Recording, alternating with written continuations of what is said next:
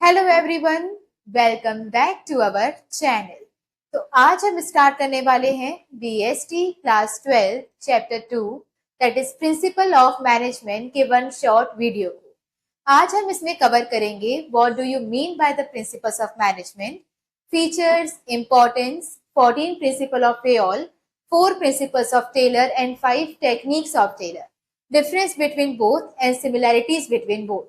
तो स्टार्ट करते हैं with the first question that is what do you mean by the principles of management. Now principles are the general guidelines for decision making and behaviour of the managers.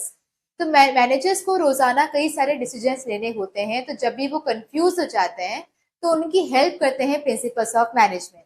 That means उन्हें कब क्या decision लेना चाहिए, कब क्या करना है, क्या नहीं करना, कौन सी सिचुएशन में उन्हें कैसे बिहेव करना है, इन सब के लिए उन्हें गाइड करते हैं principles of management. Now in principles को बनाया है दो लोगों ने। First is Fayol. फेयोल ने हमें दिए हैं 14 principles of management and second is Taylor. Taylor ने हमें दिए हैं 4 principles of management and 5 techniques. Now principles and techniques थोड़ी सी डिफरेंट होती है। प्रिंसिपल्स हमको बताते हैं कि हमें क्या करना है, जबकि टेक्निक्स हमें सिखाती हैं कि कैसे करना है।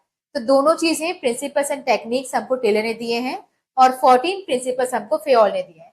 नाउ बहुत ऑब्वियस सी बात है कि अगर कोई भी इंसान हमें कहेगा कि ये 14-15 प्रिंसिपल्स हैं, तो क्या हम ऐसे ही सिलेबस में ऐड कर देंगे या ऐसे ही हम इसे फॉलो करेंगे? क्या ऑब्वियसली नहीं। तो इन्होंने अपनी लाइफ में कुछ तो ऐसा अचीव किया था कि इन्होंने हमें इतना इंस्पायर किया कि हमने इनके प्रिंसिपल्स को फॉलो करना डिसाइड किया। तो पहले हम स्टार्ट करेंगे इनका बैकग्राउंड क्या था, इन्होंने लाइफ में क्या अचीव किया था। तो स्टार्ट करते हैं फर्स्ट फेयोल से। फेयोल का बर्थ हुआ था 1841 में। टर्की में एक जगह है इस्तांबुल, वहां पे इनका बर्थ हुआ था। इन्होंने एक डिग्री ली थी माइनिंग इंजीनियरिंग में।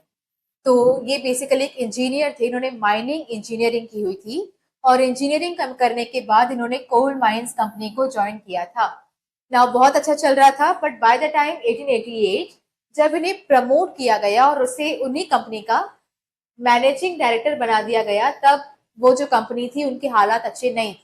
तब वो कंपनी बैंकरप्ट होने वाली थी।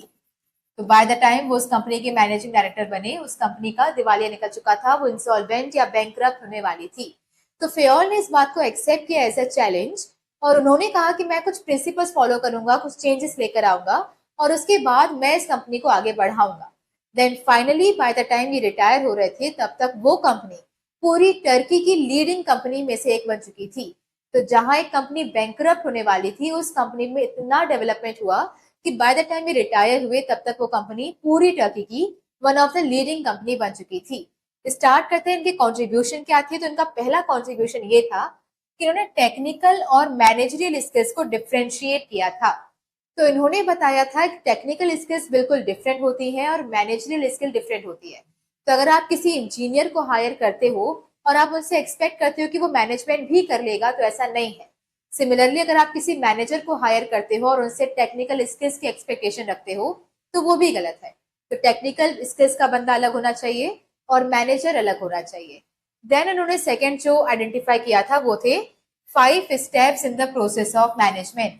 तो फर्स्ट चैप्टर में हमने जो 5 स्टेप्स पढ़े थे, planning, organising, staffing, directing, controlling, तो ये सारे स्टेप्स भी किसने इंट्रोड्यूस किए थे? फेयोल ने। एंड लास्ट कंट्रीब्यूशन था 14 प्रिंसिपल्स ऑफ मैनेजमेंट, जो हम आगे पढ़ने वाले हैं। तो स्टार्ट करते हैं। इनका फर्स्ट जो प्रिंसिपल था वो था division of work. Now division of work, काम को बांटना बहुत आसान है। ओके, सिंपल समझ में आ रहा है क्या बोल रहा है ये? काम को डिवाइड करना। तो बेसिकली इन्होंने कहा था कि हर एक ऑर्गेनाइजेशन में आप आइडेंटिफाई करो कि कौन सा काम, कौन कौन से काम आपको करने हैं। उन सारे काम को आप छोटे छोटे पार्ट में डिवाइड कर दो। नाउ हर एक पार्ट को आप क्या बोलोगे? अब टास्क। नाउ किसी भी इंडिविजुअल को पूरा काम असाइन करने की जगह सिर्फ एक टास्क ही असाइन करो परफॉर्म करने के लिए, and then too according to his qualification. इसका मतलब क्या हुआ कि फॉर एग्जाम्पल आपकी कंपनी में काफी कुछ करना होता है, परचेज करना है, प्रोडक्शन करना है, सेल्स करना है, फाइनेंस करना है, बहुत कुछ करना है। तो पूरे कामों को छोटे छोटे पार्ट्स में डिवाइड कर दो। हर एक पार्ट को आप क्या बोलोगे? Task. Now for example purchase का काम आप किसी एक पर्सन को दोगे, प्रोडक्शन का दूसरे पर्सन को, सेल्स का तीसरे पर्सन को एंड फाइनेंस का चौथे पर्सन को, and that too according to the qualification. That means जिसकी बार्गेनिंग स्किल ज्यादा अच्छी है वो परचेज करके लाएगा, जिसको मशीन की समझ है वो प्रोडक्शन करेगा, जिसको कन्विंस करना आता है, जिसे मैनिपुलेट करना आता है वो सेल्स करेगा, एंड सो ऑन। तो यहाँ पे उन्होंने क्या बोला कि डिवाइड करो छोटे छोटे पार्ट्स में पूरे काम को, और हर एक पार्ट को आप बोलोगे टास्क। ना किसी भी पर्सन को पूरा काम अलॉट करने की जगह सिर्फ एक टास्क ही असाइन करो, और वो भी उनकी क्वालिफिकेशन को ध्यान में रखते हुए। इससे होगा क्या, इससे स्पेशलाइजेशन और एफिशिएंसी आएगी। स्पेशलाइजेशन का मतलब क्या होता है कि आप उस काम में स्पेशलाइज्ड या एक्सपर्ट हो जाओगे। जब आप वही एक छोटा सा काम बार बार परफॉर्म करते हो तो आप उसमें एक्सपर्ट हो जाते हो। तो रोज अगर आप मशीन से डील कर रहे हो, प्रोडक्शन कर रहे हो, तो आपको वो काम में आप एक्सपर्ट हो जाओगे। या फिर रोज अगर आप कस्टमर से इंटरेक्ट कर रहे हो, उनसे बातचीत कर रहे हो, उन्हें सामान बेच रहे हो, तो उस मैनिपुलेशन या कन्विंसिंग स्किल्स में आप बहुत अच्छे हो जाओ। एग्जाम्पल यहाँ पे दिया हुआ है बैंक का। अगर आप कभी बैंक गए हो, ऑब्वियसली आप गए होंगे, तो वहाँ पे बहुत सारा काम होता है। आप वहाँ पे अकाउंट ओपन करवा सकते हो, पैसा डिपॉजिट कर सकते हो, पैसा विथड्रॉ कर सकते हो, लोन ले सकते हो, पासबुक में एंट्री करवा सकते हो, केवाईसी एंड सो ऑन। पर सारा ही काम कोई एक पर्सन नहीं करता है। हर एक पर्सन, हर एक यूनिट या फिर हर एक टास्क के लिए डिफरेंट डिफरेंट पर्सन वहाँ पे असाइन होता है ना। वो पर्सन जो कैशियर है वो उस काम को रोजाना करेगा, तो उसमें क्या हो जाएगा, एक्सपर्ट हो जाएगा। तो उसकी कैलकुलेशन या फिर नोट गिनने की स्पीड बाकी लोगों से काफी ज्यादा होगी। या फिर वो पर्सन जो अकाउंट ओपन करता है उसकी टाइपिंग स्किल्स काफी ज्यादा होगी। तो हर कोई अपने काम में स्पेशलाइज्ड हो जाएगा। सेकेंड प्रिंसिपल जो उनका है वो है अथॉरिटी एंड रिस्पॉन्सिबिलिटी। फेयोल ने इसमें कहा है कि अथॉरिटी का मतलब क्या होता है, डिसीजन मेकिंग पावर। तो आपके पास जो पावर है ना डिसाइड करने का कुछ भी, उसे कहते हैं अथॉरिटी। तो अगर मेरे पास ये पावर है कि मैं डिसाइड करूं कि कितने का सामान आएगा या कितने का नहीं आएगा, तो मैं बोलूंगी कि मेरे पास परचेसिंग अथॉरिटी है। तो डिसीजन लेने की पावर को हम कहते हैं अथॉरिटी। जबकि रिस्पॉन्सिबिलिटी का मतलब होता है obligation to complete the task. किसी भी काम को कंप्लीट करने की जिम्मेदारी होती है रिस्पॉन्सिबिलिटी। फेयोल ने इसमें यह कहा है कि अथॉरिटी और रिस्पॉन्सिबिलिटी के बीच में एक बैलेंस होना चाहिए। दैट मीन्स जिस पर्सन को जितनी ज्यादा रिस्पॉन्सिबिलिटी दी गई है, पावर्स भी ज्यादा होनी चाहिए, और किसी के पास रिस्पॉन्सिबिलिटी अगर कम है तो पावर्स भी कम ही होनी चाहिए। रीजन क्या है, उन्होंने कहा कि अगर किसी पर्सन के पास अथॉरिटी ज्यादा है और रिस्पॉन्सिबिलिटी कम है, दैट मीन्स पावर्स तो बहुत ज्यादा है पर काम कुछ है नहीं, तो वो डेफिनेटली अपने पावर्स का मिसयूज करेगा या फिर एब्यूज करेगा दूसरों को परेशान करने के लिए। जबकि अगर कोई पर्सन जिसके पास बहुत ज्यादा रिस्पॉन्सिबिलिटी है और अथॉरिटी कुछ भी नहीं है, मतलब पावर नहीं है पर काम बहुत सारा है, तो उस कंडीशन में वो कभी भी अपने काम को टाइम पर कंप्लीट नहीं कर पाएगा। तो मुझे बर्डन तो बहुत दे दिया कि एक दिन में आपको 1000 यूनिट बना के देने हैं, पर उस 1000 यूनिट के लिए जो रॉ मटेरियल चाहिएगा, उसे चाहिए होगा, उसे खरीदने की पावर मेरे पास नहीं है। तो उस केस में मैं कभी भी अपने टारगेट को अचीव नहीं कर पाऊंगी। तो पावर ज्यादा है तो वो मिसयूज करेगा, पावर्स बिल्कुल ही नहीं है तो वो अपने काम को कभी टाइम पे कंप्लीट नहीं कर पाएगा। फिर तीसरा प्रिंसिपल है डिसिप्लिन। और डिसिप्लिन का मतलब होता है कि आपने जो भी प्रोमिसेस या कमिटमेंट्स किए हैं आप उसे फॉलो करो। तो यहाँ पर वो कहते हैं कि जो भी सुपीरियर है या सबॉर्डिनेट है, उनके बीच में proper agreement and rules and regulations, commitments decide हो जानी चाहिए। दैट मीन अगर मैं उस कंपनी के सुपीरियर हूँ और आप सबॉर्डिनेट हो, तो हमारे बीच में प्रॉपर कमिटमेंट्स या एग्रीमेंट हो जाना चाहिए कि मैं आपसे कौन कौन सा काम निकलवाऊंगी और आपको मैं उसके बदले कितनी सैलरी दूंगी। प्रॉपर सारे agreement and rules and regulation decide होने चाहिए, और हर एक पर्सन को अपने कमिटमेंट को फॉलो करना ही है। तो everyone must follow that commitment. अगर किसी ने वो कमिटमेंट को फॉलो नहीं किया तो there must be a provision of penalty. तो उनको कुछ ना कुछ पनिशमेंट या पेनाल्टी को फेस करना पड़ेगा। तो फॉर एग्जाम्पल अगर हम यहाँ पे फॉर एग्जाम्पल एक कोचिंग्स हैं और आप मेरे यहाँ पे एक ऑफलाइन स्टूडेंट हो, तो हमारे बीच में प्रॉपर कमिटमेंट होना चाहिए। मैंने कहा कि मैं दिसंबर तक एनी हाउ आपका सिलेबस कंप्लीट करके दूंगी, और आपने भी कहा कि मैं भी हर वो होमवर्क करके आऊंगा जो आप मुझे दोगे। तो कमिटमेंट प्रॉपर है, दोनों को ही अपने कमिटमेंट को फॉलो करना ही पड़ेगा। और अगर किसी ने भी वो फॉलो नहीं किया, मैंने अगर सिलेबस कंप्लीट नहीं करवाया, तो मुझे पेनल्टी फेस करनी पड़ेगी, और आपने अगर होमवर्क नहीं किया तो आपको भी पनिशमेंट फेस करनी पड़ेगी। That is discipline.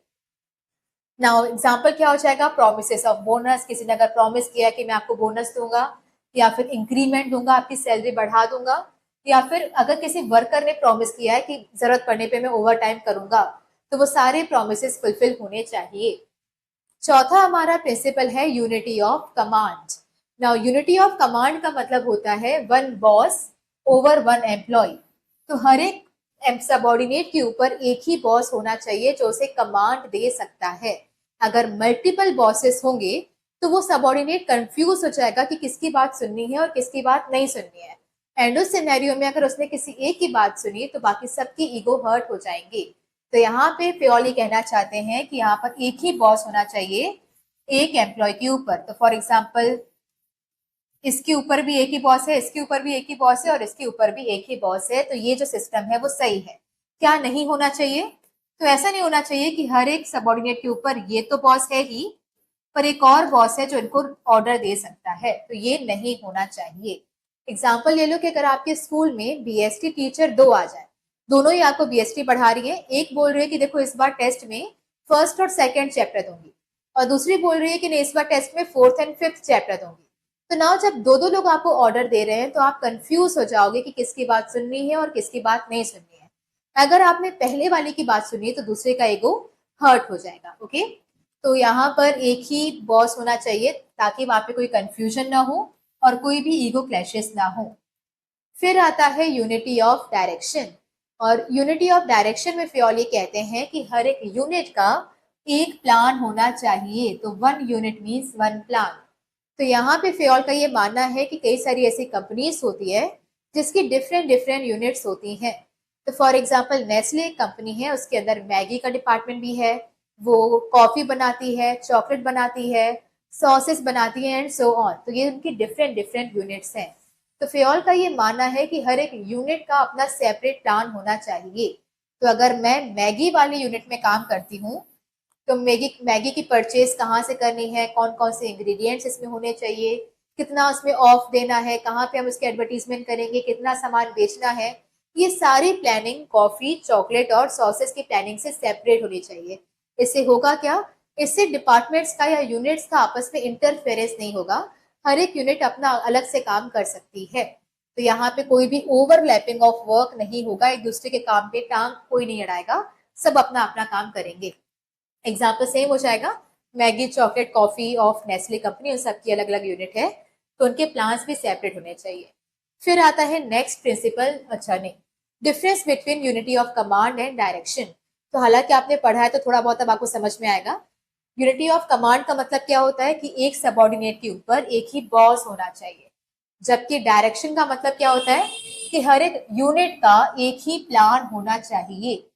अगर आप यूनिटी ऑफ कमांड को फॉलो करते हो तो उससे कोई कंफ्यूजन नहीं होती है। और कंफ्यूजन नहीं है इसका मतलब क्या है कि सबके माइंड में क्लैरिटी आएगी। तो अगर आप कंफ्यूज नहीं हो कि किसकी बात सुननी है किसकी बात नहीं सुननी है, ऐसा कोई कंफ्यूजन नहीं है, तो आप सबके माइंड में क्लैरिटी होगी, आप क्लैरिटी के साथ काम कर पाओगे। जबकि यूनिटी ऑफ डायरेक्शन को अगर आप फॉलो करते हो तो उससे होता क्या है कि सबके एम्प्लॉयज की एफर्ट्स को एक सिंगल डायरेक्शन मिलती है।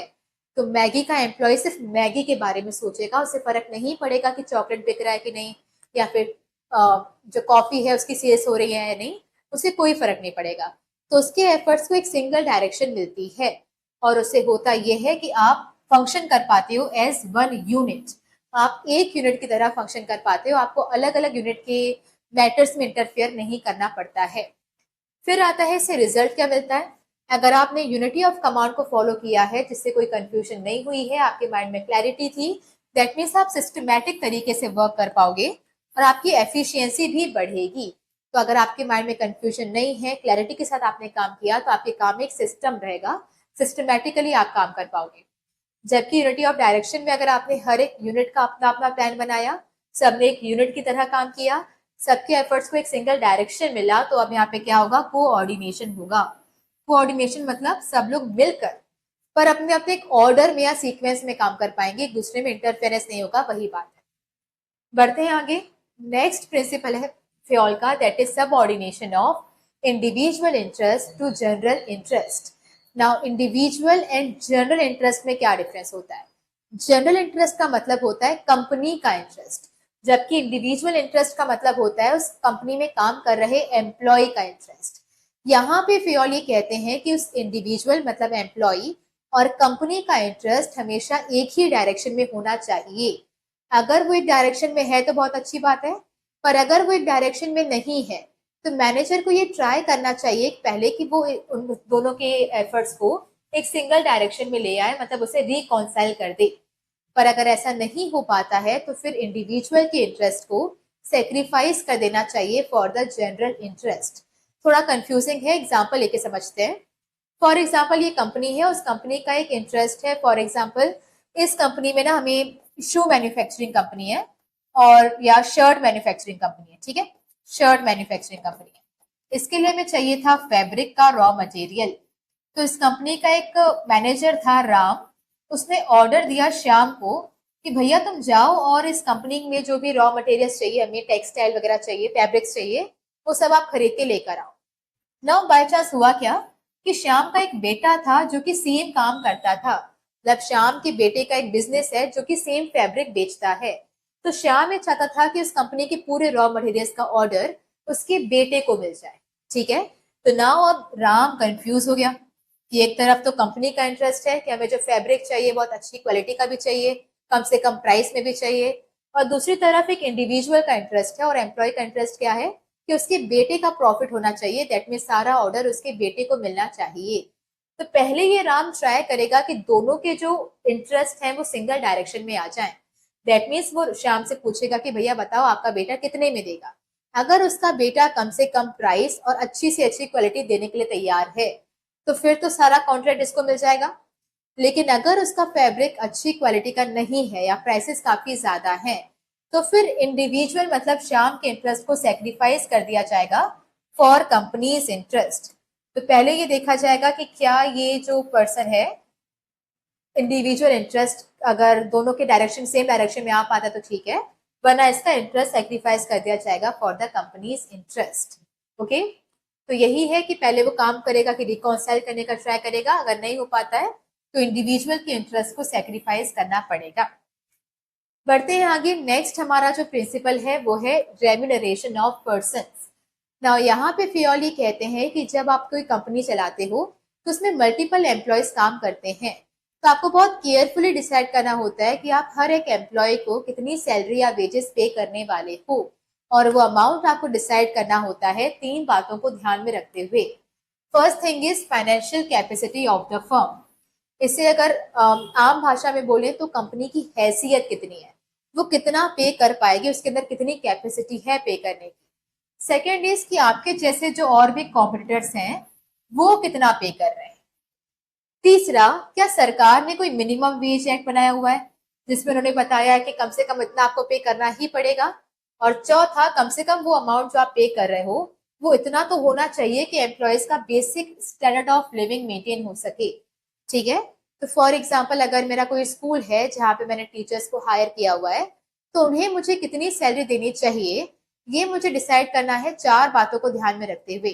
पहली, मेरी हैसियत कितनी है, मैं कितना पे कर पाऊंगी, मेरी फाइनेंशियल कैपेसिटी कितनी है। दूसरा, मेरे जैसे जो बाकी स्कूल है वो अभी कितना पे कर रहे हैं। तीसरा, क्या सरकार ने ऐसा कुछ बोला है क्या कि कम से कम 20,000 या 25,000 देना ही पड़ेगा, तो मिनिमम वेजेस कितने बोले हुए हैं वो भी ध्यान में रखना है। और चौथा, जो अमाउंट मैं पे कर रही हूँ कम से कम वो इतना तो हो कि उस एम्प्लॉय का घर चल सके, तो उसका बेसिक जो स्टैंडर्ड ऑफ लिविंग है वो मेंटेन होना चाहिए, इतना आपको पे करना है। नेक्स्ट प्रिंसिपल आता है हमारा सेंट्रलाइजेशन एंड डिसेंट्रलाइजेशन, जिसमें सेंट्रलाइजेशन का मतलब होता है decision making powers in few hands. तो अगर किसी भी कंपनी में सारे पावर्स कुछ ही लोगों के हाथ में है तो उसे हम कहते हैं सेंट्रलाइजेशन।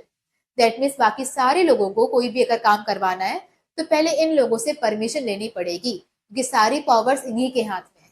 जबकि डिसेंट्रलाइजेशन का मतलब होता है distribution of power at every level of management. That means top, middle, bottom, हर एक मैनेजर के पास कुछ ना कुछ पावर ट्रांसफर की गई है। तो सारी पावर्स अगर कुछ ही लोगों के हाथ में है, मतलब दैट मीन सीईओ, सीओओ, ऐसे दो तीन लोगों के हाथ में है तो वो सेंट्रलाइजेशन है। लेकिन अगर पावर्स डिस्ट्रीब्यूट की गई है सब में तो उसे कहते हैं डिसेंट्रलाइजेशन।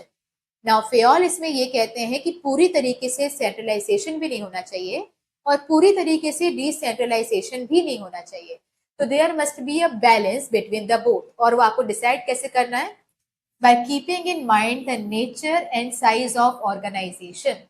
इसका मतलब वो ये बोलते हैं कि अगर आपकी कंपनी की साइज छोटी है, स्मॉल है, तब तो आप सेंट्रलाइजेशन कर सकते हो। दैट मीन्स अगर गिनती के 10-12 लोग ही आपकी कंपनी में काम कर रहे हैं तो आप सारी पावर्स अपने हाथ में रख सकते हो और ये बोल सकते हो कि हर एक इंसान जो भी काम करेगा वो मुझसे पूछ के करेगा, तो ये पॉसिबल है। लेकिन अगर आपकी कंपनी बहुत लार्ज है, दैट मीन्स आपकी कंपनी में हजारों लोग हैं या लाखों लोग काम कर रहे हैं, तो उस केस में आप सारी पावर्स अपने पास नहीं रख सकते, क्योंकि अब अगर आप उनसे कहोगे कि जो भी कोई काम करना है वो मुझसे पूछ के करना, तो रोजाना आपकी कैबिन के बाहर लाखों लोगों की भीड़ लगी होगी, जो कि टेक्निकली पॉसिबल नहीं है। तो उस केस में आपको क्या करना है, डिसेंट्रलाइजेशन। ओके। नेचर, अगर आपकी कंपनी के एम्प्लॉयज काफी एफिशिएंट है, मतलब बहुत होशियार एम्प्लॉयज हैं, तो आप उनको सारी पावर्स ट्रांसफर कर सकते हो, तो आप डिसेंट्रलाइजेशन कर सकते हो। लेकिन बिल्कुल ही इनएफिशिएंट है, कुछ नहीं आता उनको, सारा काम बिगाड़ देते हैं, तो आप उनको पावर्स नहीं देनी चाहिए, फिर सारी पावर्स अपने हाथ में ही रखो। ठीक है, तो सेंट्रलाइजेशन मतलब अपने हाथ में रखना पावर्स, डिसेंट्रलाइजेशन मतलब सारी लेवल्स पे डिस्ट्रीब्यूट कर देना। अगर कंपनी बड़ी है तो कंपनी बड़ी है तो डिसेंट्रलाइजेशन, छोटी है तो सेंट्रलाइजेशन। एम्प्लॉयज अगर एफिशिएंट है तो डिसेंट्रलाइजेशन, नालायक है तो फिर सेंट्रलाइजेशन। बढ़ते हैं आगे। फिर आता है next principal, that is scalar chain. यहाँ पर फियोल ये कहते हैं कि हर एक कंपनी में चेन ऑफ अथॉरिटी होनी चाहिए। चेन ऑफ अथॉरिटी का मतलब क्या है, कैसे चेन बनी होनी चाहिए, जिसमें सबसे कम अथॉरिटी, फिर उससे ज्यादा, फिर उससे ज्यादा, फिर उससे ज्यादा। जो सबसे नीचे आते हैं उस चेन में, जिसके पास पावर सबसे कम होगी, और उस चेन में जो सबसे ऊपर आते हैं उनके पास पावर ज्यादा होगी। तो यहाँ पे चेन ऑफ अथॉरिटी होनी चाहिए। नाउ इसके बाद उस कंपनी में जो भी इंफॉर्मेशन पास ऑन होनी है, वो उसी चेन को फॉलो होकर होगी। दैट मीन्स अगर ई को कम्युनिकेट करना है या कोई इंफॉर्मेशन देनी है आई को, तो वो डायरेक्टली आई से बात नहीं करेगी, पहले वो डी को बताएगा, फिर वो सी को बताएगा, फिर वो बी को बताएगा, एंड उस तरीके से वो आई तक बात पहुंचेगी। लेकिन इन केस अगर जो बात ई को बोलनी है, इंफॉर्मेशन देनी है, वो बहुत अर्जेंट है, अगर ऐसी इंफॉर्मेशन है जो अगर अभी नहीं दी तो कंपनी का बहुत बड़ा लॉस भी हो सकता है, तो उस केस में उन्होंने बताया है कि कोई आप एक्सेप्शन यूज कर सकते हो, और उस एक्सेप्शन का नाम क्या है, gang plank. Now gang plank को यूज करके ई किसी से भी कम्युनिकेट कर सकता है, अगर उसे एफ से बात करनी है, एच से करनी है, आई से करनी है, जिससे चाहे वो बात कर सकता है। पर ध्यान रहे कि ये एक्सेप्शन है, आप इसको बार बार यूज नहीं कर सकते, वंस इन अ व्हाइल आप इस एक्सेप्शन को यूज कर सकते हो जब वो इन्फॉर्मेशन वाकई काफी अर्जेंट। फिर आता है हमारा next principle, that is principle of order. Now ये ऑर्डर का मतलब ऑर्डर देने वाला ऑर्डर नहीं है, ये ऑर्डर मेंटेन करने वाला ऑर्डर है। इसका मतलब ये है कि फ्योल इसमें कहते हैं कि हर एक ऑर्गेनाइजेशन में हर एक चीज और हर एक इंसान की जगह फिक्स होनी चाहिए, ताकि इसको ढूंढने में ज्यादा टाइम वेस्ट ना करना पड़े। तो there must be a fixed place for everything and everyone. हर एक चीज की और हर एक इंसान की जगह फिक्स होनी चाहिए, ताकि उसको ढूंढने में कोई भी टाइम और एफर्ट, मतलब आपकी मेहनत वेस्ट ना हो। ठीक है, दैट मीन्स अगर फॉर एग्जाम्पल किसी वर्कर को कोई टूल चाहिए, तो उसे एग्जैक्टली पता होना चाहिए कि ये टूल उसे कौन से बॉक्स में मिलेगा। और अगर उस इंसान, अगर किसी वर्कर को किसी बॉस से मिलना है या मैनेजर से मिलना है, तो उसे एग्जैक्टली पता होना चाहिए कि वो मैनेजर उसे कौन से कैबिन में मिलेगा। तो हर एक चीज और हर एक इंसान की जगह फिक्स होनी चाहिए। फिर आता है हमारा next principle, that is principle of equity. Order हो चुका है, इसके बाद इक्विटी। नाउ इक्विटी का मतलब क्या होता है, पहले आप वो देखो। दो वर्ड्स होते हैं, इक्विटी और एक वर्ड होता है इक्वालिटी। नाउ इक्विटी का मतलब होता है कि कोई भी डिस्क्रिमिनेशन, मतलब भेदभाव नहीं होना चाहिए in the matter of sex, religion, language and caste. आप लड़का हो या लड़की हो, आप मुस्लिम हो या हिंदू हो, आपकी भाषा क्या है, पंजाबी बोलते हो, मराठी बोलते हो, गुजराती बोलते हो, क्या बोलते हो, या फिर आपकी कास्ट हिंदू हो, ब्राह्मण हो, क्षत्रिय हो, वैश्य हो, इन सब की बेसिस पे कोई डिस्क्रिमिनेशन नहीं होना चाहिए, मतलब भेदभाव नहीं होना चाहिए। इक्वालिटी उससे एक कदम और आगे जाके बोलता है कि हाँ, इन चारों बेसिस पर तो नहीं होनी चाहिए, पर साथ में सैलरी में भी नहीं होनी चाहिए। मतलब इक्वालिटी बोलता है कि सब, हर एक पर्सन को इक्वल सैलरी मिलनी चाहिए। तो टेक्निकली ये पॉसिबल नहीं है ना कि किसी कंपनी में एक प्यून या एक क्लर्क को भी उतनी सैलरी मिल रही है जितनी एक सीईओ को मिल रही है, पॉसिबल नहीं है। तो दैट मीन्स यहाँ पे इक्वालिटी तो हम फॉलो नहीं कर सकते। तो प्रिंसिपल क्या है, प्रिंसिपल ऑफ इक्विटी है, इक्वालिटी नहीं है। तो प्रिंसिपल ऑफ इक्विटी ये कहता है कि हर एक मैनेजर को kind, fair and just treatment देना चाहिए हर एक एम्प्लॉय को। मतलब आपकी कंपनी में अगर 10-12 एम्प्लॉयज काम कर रहे हैं तो सबको एक जैसा kind, fair and just treatment मिलना चाहिए। दैट मीन्स आपको कोई भी डिस्क्रिमिनेशन नहीं करना है इन सारे बेसिस पर। तो वो लड़का है तो उससे प्रमोट कर दो, लड़की है तो प्रमोट मत करो, हिंदू है तो उससे काम पे रख लो, मुस्लिम है तो निकाल दो, ऐसे कोई भी डिस्क्रिमिनेशन वहां पे नहीं होना चाहिए। फिर आता है next principal, that is stability of tenure of personnel. Now tenure का मतलब होता है आपका टाइम पीरियड जब तक आप उस कंपनी में सर्व कर रहे हो। फेयोल इस प्रिंसिपल में ये कहते हैं कि आपकी कंपनी में जो एम्प्लॉयज काम कर रहे हैं उनमें से कोई भी फ्रीक्वेंट आप टर्मिनेशन या ट्रांसफर नहीं करना चाहिए। मतलब एम्प्लॉयज को बार बार लगातार ऐसे फ्रीक्वेंटली ट्रांसफर मत करो कि आज आप परचेस डिपार्टमेंट में हो, कल आप सेल्स में हो, फिर परसों आप प्रोडक्शन में हो, फिर आप फाइनेंस में हो। ऐसे बार बार ट्रांसफर भी मत करो और बार बार टर्मिनेट भी मत करो। ऐसे बार बार का मतलब ये है कि आए दिन कोई ना कोई किसी ना किसी की नौकरी जा रही है, हर हफ्ते किसी को काम से निकाला जा रहा है, ऐसा नहीं होना चाहिए। उन्होंने ऐसा कहा है कि जब भी आप ऐसा करते हो ना तो जो एम्प्लॉयज होते हैं उनके माइंड में हमेशा स्ट्रेस होता है कि कभी भी हमारा नंबर आने वाला है। तो अगर मैं किसी कंपनी में काम कर रही हूँ, मैं देख रही हूँ कि हर एक हफ्ते किसी को काम से निकाला जा रहा है, तो मैं हमेशा स्ट्रेस्ड रहूंगी ये सोच के कि अगला नंबर मेरा हो सकता है। और उस स्ट्रेस में आप कभी भी अपना 100% नहीं दे सकते हो। आपके माइंड में हमेशा ये रहेगा कि अगर यहाँ से निकाल दिया गया तो नेक्स्ट में कहाँ काम करोगे। तो आप हमेशा जॉब सर्च करते रहते हो, तो उस कंपनी में अपना बेस्ट एफर्ट आप नहीं दे सकते। वैसे ही अगर आप बहुत फ्रीक्वेंटली उसे ट्रांसफर कर रहे हो यहाँ से वहां, तब भी उसकी प्रोडक्टिविटी कम हो जाती है, क्योंकि हर एक नई जगह पे उसे सेटल होने में टाइम लगेगा। तो अगर मैं किसी स्कूल में काम कर रही हूँ, पहले तो मुझे बोला गया कि आप बीएसटी पढ़ाओ, अगले महीने बोला कि अब आप इकोनॉमिक्स पढ़ाओ, फिर 3-4 महीने के बाद बोला कि अब आप अकाउंट्स पढ़ाओ। तो जब आप बार बार ट्रांसफर करोगे ना तो मुझे भी सेटल होने में टाइम लगेगा। दैट मीन्स मेरी प्रोडक्टिविटी रिड्यूस हो जाएगी। तो किसी भी एम्प्लॉय को फ्रीक्वेंटली ट्रांसफर भी नहीं करना और फ्रीक्वेंटली आपको टर्मिनेट भी नहीं करना। फिर आता है next principal, that is initiative. Now initiative का मतलब क्या होता है? Taking first step with self motivation. खुद से पहला कदम उठाना सजेशन देने के लिए इसे कहते हैं इनिशिएटिव। तो कभी भी एम्प्लॉय खुद से अगर हैंड रेस करके आपको बता रहा है कि मेरा ये सुझाव है या फिर मैं ये कर सकता हूँ, या खुद से इनिशिएटिव ले रहा है या खुद से फर्स्ट स्टेप ले रहा है, तो उसे कहते हैं क्या? इनिशिएटिव। नाउ इसमें फियोल ने ये सजेस्ट किया है कि हर एक जो मैनेजर है उसे अलाउ करना चाहिए अपने एम्प्लॉयज को टू गिव देयर सजेशंस। तो एम्प्लॉयज को ना मोटिवेशन मिलता है या सेटिस्फेक्शन मिलता है जब भी मैनेजर्स उनके सजेशंस को इनवाइट करते हैं या फिर वेलकम करते हैं। आपको करना क्या है कि जब भी आप कोई डिसीजन लेने वाले हो तो एक बार आप सारे एम्प्लॉय से डिस्कस कर लो, और उनमें से अगर कोई सजेशन देने के लिए तैयार है तो आप उनके सजेशन को केयरफुली और माइंडफुली सुनो। लेकिन इसका मतलब कहीं से कहीं तक ये नहीं है कि इस ऑर्गेनाइजेशन में डिसओबीडियंस दिखाया जाएगा। तो फॉर एग्जाम्पल, अगर आपने किसी मैनेजर की बात सुनी, उनका सजेशन लिया, पर आपको अच्छा नहीं लगा, आपको लगा कि नहीं यार ये तो नहीं कर पाएंगे, दैट डजंट मीन कि ये उसे फॉलो नहीं करेगा।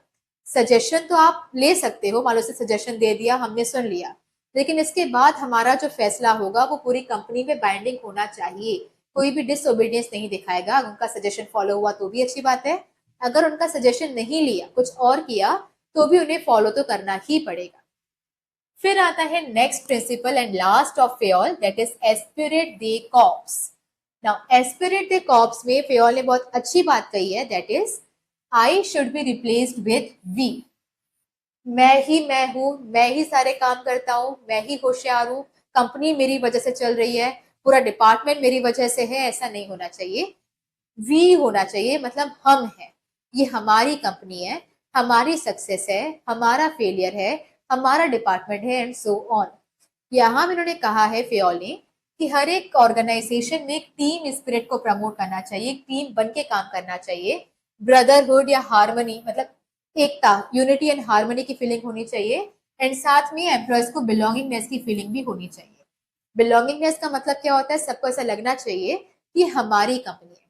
यूजुअली क्या होता है ना, जब मैनेजर्स उनको अच्छे से ट्रीट नहीं करते या हर बात का क्रेडिट खुद खा जाते हैं, तो वर्कर्स या एम्प्लॉयज को लगता है कि कौन सी हमारी कंपनी है, भाड़ में जाए।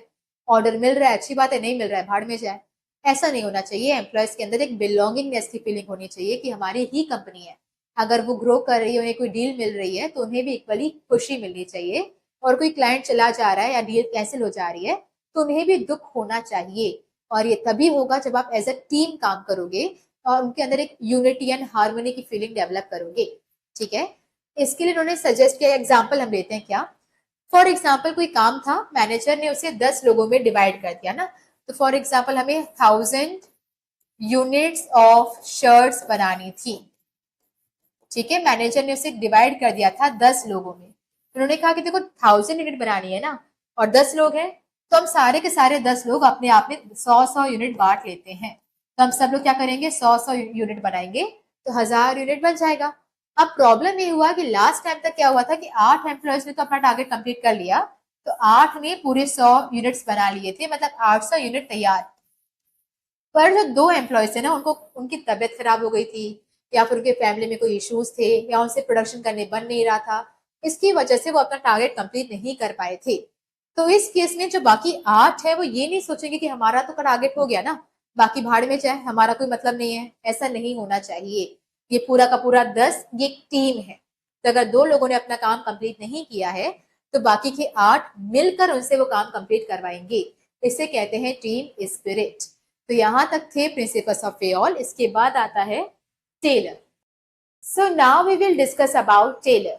नाउ टेलर का बर्थ हुआ था 1856 में इन यूएसए, और इन्होंने की हुई थी मैकेनिकल इंजीनियरिंग, और उसके बाद ये एक स्टील कंपनी को उन्होंने ज्वाइन किया था। तो फेयोल ने क्या किया हुआ था, माइनिंग इंजीनियरिंग, और टेलर ने मैकेनिकल इंजीनियरिंग। वो एक कोल माइंस कंपनी में काम करते थे और ये स्टील कंपनी में काम करते थे। फिर हम बात करते हैं इनके कॉन्ट्रीब्यूशंस की। तो इनका जो सबसे बड़ा कॉन्ट्रीब्यूशन था वो था 4 principles of scientific management and 5 techniques of scientific management. तो उन्होंने 4 प्रिंसिपल्स और 5 टेक्निक्स दी थी साइंटिफिक मैनेजमेंट की। नाउ जब मैनेजमेंट में साइंस को इन्वॉल्व कर दिया जाए तो उसे कहते हैं साइंटिफिक मैनेजमेंट, और वो कैसे हुआ ये आप आगे देखोगे। इसके अलावा इनका जो मेजर कंसर्न था वो था एफिशिएंसी ऑफ वर्कर्स। तो जहां फेयोल हमेशा मैनेजर्स की एफिशिएंसी पर फोकस करते थे, टेलर वहां पे वर्कर्स की एफिशिएंसी पे ज्यादा ध्यान देते थे। तो स्टार्ट करते हैं। इनका जो पहला प्रिंसिपल था वो था science not rule of thumb. तो यहाँ पे दिख रहा है कि उन्होंने हर जगह पर या हर मैनेजमेंट में साइंस को इन्वॉल्व करके रखा हुआ है।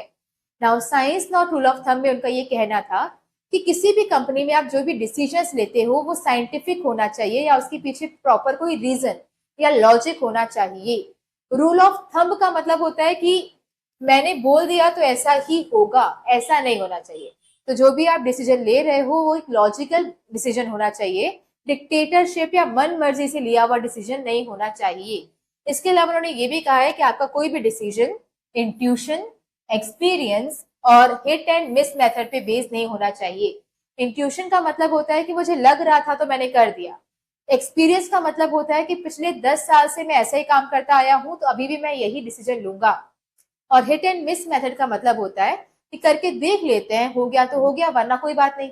तो ऐसे आपको कोई भी डिसीजन नहीं लेना होता है। हर एक डिसीजन के पीछे प्रॉपर रीजन या साइंस या लॉजिक होना चाहिए। यहाँ पर उन्होंने ये भी कहा है कि हर एक कंपनी का एक ही बेस्ट तरीका होता है काम करने का, और वो तरीका कौन सा है ये आपको पता लगाना पड़ेगा through your work study. Now work study क्या होती है, ये टेलर की एक टेक्निक है। हमने पहले भी देखा था कि प्रिंसिपल में वो बताते हैं कि आपको क्या करना है, टेक्निक में वो क्लैरिफाई करते हैं कि आपको कैसे करना है। तो आपको अपना बेस्ट मेथड पता लगाना है, पर कैसे पता लगाओगे वो आप आगे टेक्निक में देखोगे इन द वर्क स्टडी। फिर हम बात करते हैं सेकेंड प्रिंसिपल की, that is harmony not Discord. यहाँ पर टेलर ये कहते हैं कि जनरली एक ऑर्गेनाइजेशन में 2 ग्रुप ऑफ पीपल होते हैं, एक मैनेजर्स और दूसरे वर्कर्स। यहाँ पे टेलर का ये मानना होता है कि दोनों ही ग्रुप एक दूसरे के राइवल्स होते हैं। मैनेजर्स को लगता है कि workers are good for nothing, जबकि वर्कर्स को लगता है कि मैनेजर्स उनको कुछ ज्यादा ही काम निकलवा लेते हैं और सैलरी बहुत कम देते हैं, एंड दैट्स वाई ये दोनों ग्रुप्स एक दूसरे के राइवल होते हैं। तो यहाँ पे टेलर ने ये सजेस्ट किया है कि दोनों को अपना मेंटल रिवॉल्यूशन करना चाहिए, मतलब अपना एटीट्यूड आपको बदलना चाहिए टुवर्ड्स ईच अदर। ठीक है, तो आपको एक दूसरे को ऐसा फ्रेंडली ट्रीट करना चाहिए। और इसके लिए उन्होंने एग्जाम्पल दिया है जापान की कंपनीज का, जहां पे पैटर्नलिस्टिक स्टाइल फॉलो होती है। नाउ पैटर्नलिस्टिक स्टाइल का मतलब क्या होता है, जापान की कंपनीज में जनरली ऐसा होता है कि जब भी किसी वर्कर्स को कोई बात अच्छी नहीं लगती है या उन्हें कोई मैनेजर से कोई प्रॉब्लम होती है, तो वो स्ट्राइक पे नहीं जाते, बल्कि वो अपने हाथ में ब्लैक रिबन बांध देते हैं और उसका प्रोटेस्ट करते हैं। साथ ही में जो मैनेजर्स होते हैं वो भी वर्कर्स को नौकरों की तरह ट्रीट नहीं करते, वो भी उन्हें फैमिली मेंबर की तरह ही ट्रीट करते हैं। इससे क्या होता है कि दोनों के बीच में भाईचारे का माहौल होता है या फिर हार्मनी रहती है। तो यहाँ पे उन्होंने वही कहा है कि ये वर्कर्स और मैनेजर्स दोनों को अपने बीच की राइवलरी सॉल्व करनी चाहिए, मतलब अपने एटीट्यूड्स को चेंज करना चाहिए। फिर हम बात करते हैं नेक्स्ट, कोऑपरेशन नॉट इंडिविजुअलिज्म। ये हार्मनी नॉट डिस्कॉर्ड का ही एक्सटेंशन है और इस बात को आप बहुत ही अच्छे से हाईलाइट कर लेंगे, क्योंकि पिछले साल या कुछ साल पहले सीबीएसई ये पूछ चुका है कि dash principle is the extension of another principle. तो वो कौन सा प्रिंसिपल है जो किसी दूसरे प्रिंसिपल का ही एक्सटेंशन है? तो वो क्या है? Cooperation not individualism. एक्सटेंशन का मतलब क्या है कि हार्मनी जो कहता है कि आपस में भाईचारा होना चाहिए, वो तो है ही, इसके अलावा कोऑपरेशन कुछ एक्स्ट्रा बात भी कहता है। और वो क्या कहता है कि जब भी आपको कोई डिसीजन लेना होता है या फिर वर्कर्स को कोई काम देना होता है, तो वो काम थोपने से पहले आप वर्कर्स को अपने कॉन्फिडेंस में ले लो। इसका मतलब ये कि आप पहले उनसे पूछ लो कि भैया आपको क्या कुछ सजेशंस हैं क्या, या आपका किस चीज में इंटरेस्ट है, और ये सब जानने के बाद ही आप उनको काम अलॉट करो। तो यहाँ पे टेलर ये कहते हैं कि मैनेजर्स को कॉन्फिडेंस में लेना चाहिए सारे वर्कर्स को बिफोर असाइनिंग देयर टास्क। तो कोई भी टास्क उन्हें देने से पहले आप उन्हें कॉन्फिडेंस में ले लो, और इसके अलावा आप उनसे सजेशंस भी पूछो। आप उनसे पूछो कि उनका कौन सा फील्ड ऑफ इंटरेस्ट है, ताकि आप वही काम उन्हें दे पाओ जो करने में उन्हें सबसे ज्यादा मजा आता है। फिर आता है तीसरा, development of fourth, development of workers to their greatest efficiency and prosperity. यहाँ पे टेलर ये कहते हैं कि किसी भी कंपनी की डेवलपमेंट डिपेंड करती है वर्कर्स की डेवलपमेंट पर, और वर्कर्स की डेवलपमेंट के लिए बहुत जरूरी है कि आप उन्हें time to time training provide करो। ओके, तो अगर कोई भी कंपनी ग्रो करना चाहती है तो वो तभी पॉसिबल है जब वहां के वर्कर्स डेवलप करेंगे। और वर्कर्स का डेवलपमेंट कैसे होता है? जब उन्हें नई स्किल सीखने के लिए मिलती है, और वो आपको देनी है through time to time training. तो ये थे हमारे 4 प्रिंसिपल्स। अब आते हैं 5 टेक्निक्स। नाउ टेक्निक्स में पहली टेक्निक आती है फंक्शनल फोरमैनशिप। नाउ यहाँ पे टेलर ये कहते हैं कि हर एक ऑर्गेनाइजेशन को 2 डिपार्टमेंट्स में डिवाइड कर देना चाहिए। First department will be planning incharge and second will be production incharge. क्यों बोला ऐसा? क्योंकि उनका ये मानना होता है कि हर एक कंपनी में 2 तरह के काम होते हैं। प्लानिंग जहाँ पे ज्यादा दिमाग का यूज होता है, प्रोडक्शन जहाँ पे फिजिकल स्ट्रेंथ ज्यादा चाहिए। तो दोनों की स्किल्स बिल्कुल डिफरेंट है, तो आपके डिपार्टमेंट भी डिफरेंट होने चाहिए, प्लानिंग अलग, प्रोडक्शन अलग। नाउ यहाँ पे उन्होंने कहा है कि प्लानिंग में सारा काम ठीक से हो रहा है कि नहीं, ये 4 बॉस इंश्योर करेंगे। First is root clerk, second instruction card, third is time and cost, and fourth is disciplinarian. Now root clerk decide करता है रूटीन को। रूटीन मतलब कि आप सुबह क्या करोगे, दोपहर को क्या करोगे, शाम को क्या करोगे। तो आपकी सारी सीक्वेंस ऑफ टारगेट्स डिसाइड करता है कि आप पहले क्या अचीव करना है, फिर क्या करना है और फिर क्या करना है। तो ये रूटीन डिसाइड करता है। फिर आता है इंस्ट्रक्शन कार्ड क्लर्क। ये आपको किसी भी काम को करने के लिए इंस्ट्रक्शन प्रोवाइड करता है। तो फॉर एग्जाम्पल, अगर आपको शाम को कोई पर्टिकुलर काम करना है तो उसे आप एग्जैक्टली किस तरीके से परफॉर्म करोगे, ये इंस्ट्रक्शन कार्ड क्लर्क आपको बताएगा। फिर आता है टाइम एंड कॉस्ट क्लर्क। किसी भी काम को करने में कितना टाइम और कितना खर्चा लगना चाहिए, ये डिसाइड करता है time and cost clerk. And disciplinarian ये चेक करता है कि सारा काम वैसा ही हो रहा है कि नहीं, जैसा इन 3 बॉसेस ने डिसाइड किया था, कि मतलब आपके ऑर्गेनाइजेशन में डिसिप्लिन है या नहीं, वो ये चेक करता है। फिर हम आते हैं प्रोडक्शन डिपार्टमेंट में। वहां पर भी सारा काम ठीक से हो रहा है कि नहीं, ये 4 बॉसेस डिसाइड करेंगे। First is gang boss, then repair boss, speed boss and inspector. Gang boss आपको उस प्रोडक्शन को करने के लिए जो भी रिसोर्सेज चाहिए होते हैं, वो सारे रिसोर्सेज अरेंज करके देता है, रॉ मटेरियल्स, मशीन्स, टूल्स, सब कुछ। रिपेयर बॉस जब भी आपकी किसी मशीन में खराबी आ जाती है तो उसे वो रिपेयर करवा के देता है। स्पीड बॉस से चेक करता है कि प्रोडक्शन की स्पीड प्रॉपर है या नहीं, मतलब जिस टाइम पे प्रोडक्शन कंप्लीट हो जाना चाहिए था उसी टाइम पर कंप्लीट हो रहा है कि नहीं। लास्ट है इंस्पेक्टर। ये चेक करता है कि सामान जो बना है, प्रोड्यूस हुआ है, उसकी क्वालिटी अच्छी है या नहीं। तो कुल मिला के 2 डिपार्टमेंट्स हैं, first is planning, second is production, और दोनों के अंदर 4 बॉसेस काम करते हैं। फिर आता है दूसरी technique, that is standardisation and simplification. यहाँ पे 2 वर्ड्स आते हैं। First is standardisation. इसका मतलब होता है maintaining quality standards. That means आप जो भी सामान बना रहे हो वो हमेशा एक जैसा ही बनना चाहिए, तभी आप अपना ब्रांड एस्टेब्लिश कर पाओगे। इसका मतलब क्या होता है कि अगर आपने कभी डेयरी मिल्क खाया हो, तो अगर मैं आज एक पर्टिकुलर डेयरी मिल्क खाऊं कोई पर्टिकुलर वेराइटी का, और आज से 10 दिन के बाद मैं वही एक और परचेस करके खाऊं, तो मुझे उसका टेस्ट, साइज, सब कुछ बिल्कुल सेम लगेगा। तो इसे हम कहते हैं कि इसका एक स्टैंडर्ड मेंटेन है। फॉर एग्जाम्पल अमूल, अमूल का मिल्क अगर मैं यूज कर रही हूँ और सेम आप मिल्क यूज कर रहे हो दूसरा आप मार्केट से परचेस करके, तो दोनों की क्वालिटी बिल्कुल सेम ही रहेगी, because they have maintain the standard quality. और टेलर ये कहते हैं कि ये स्टैंडर्ड तभी मेंटेन होता है जब आप उस सामान को बनाने के लिए जो भी टूल्स, रिसोर्सेस और मशीन्स चाहिए, उसमें भी आप यूनिफॉर्मिटी लाते हो। इसका मतलब अगर आपको चाहिए कि ये पर्टिकुलर चॉकलेट में जब भी बनाऊं, फॉर एग्जाम्पल ये डेयरी मिल्क ओरियो है, तो मैं जब भी बनाऊं तो एग्जैक्टली इसी साइज, शेप, टेस्ट का बनना चाहिए। तो वो तभी होगा जब आप हर बार सेम मशीन यूज करोगे, सेम इंग्रेडिएंट्स यूज करोगे, सेम टूल्स यूज करोगे, एक्सेट्रा। अगर आप उसको बार बार बनाने में अलग अलग मशीन्स का यूज कर रहे हो तो उसका साइज, शेप डिफरेंट हो जाएगा।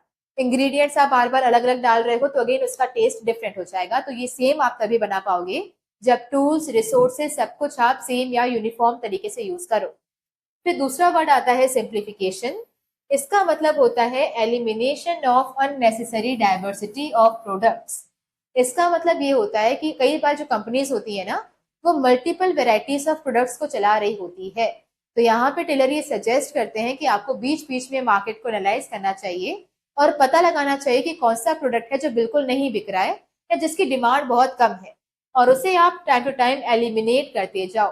तो for example dairy milk bubble आता है, बबली आता है, ओरियो आता है, फ्रूट्स एंड नट्स आते हैं, आलमंड्स आते हैं, एक्सेट्रा।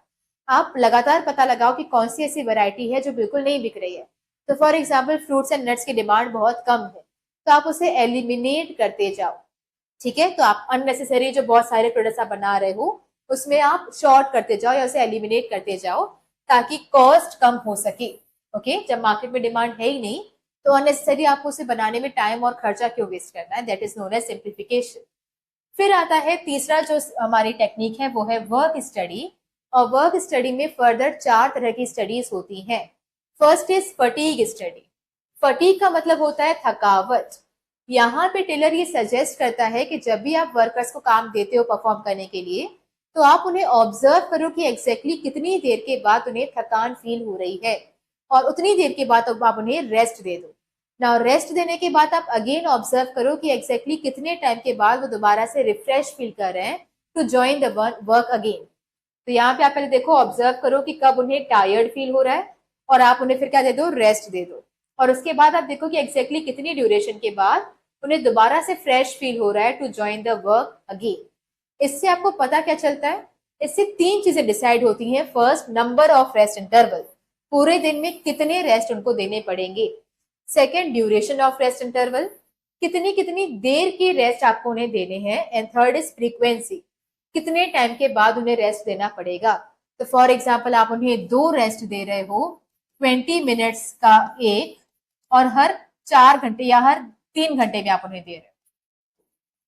ठीक है, तो 2 क्या हो जाएगा, नंबर, 20-20 मिनट का ये आपका ड्यूरेशन है, और हर 3 घंटे के बाद आप उन्हें दे रहे हो, तो ये फ्रीक्वेंसी है, ये आपको यहाँ से पता चलता है। Next is time study. Now time study में टेलर ये कहते हैं कि आप ये काम करो कि सेम काम आप ऑन एन एवरेज 100 वर्कर्स को परफॉर्म करने के लिए दो, और आप फिर देखो कि ऑन एन एवरेज कोई भी वर्कर उस काम को करने में कितना टाइम लगाता है। तो आप पहले आप सारा काम उन्हें अलॉट करो, फिर आप ये स्टॉप वॉच की हेल्प से ये ऑब्जर्व करो कि ऑन एन एवरेज किसी वर्कर को उस काम को करने में कितना टाइम लगता है। इससे आपको क्या पता चलेगा, standard time required to perform that job, उस काम को करने में कितना वक्त लगना चाहिए। इसके हिसाब से आप डिसाइड करते हो टारगेट फॉर वर्कर्स, कि वर्कर्स का दिन का टारगेट क्या होना चाहिए।